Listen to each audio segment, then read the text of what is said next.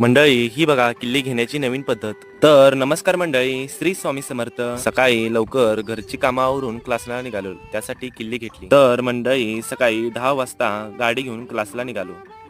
नंतर आलो पेट्रोल पंपावरती गाडी फुल केली.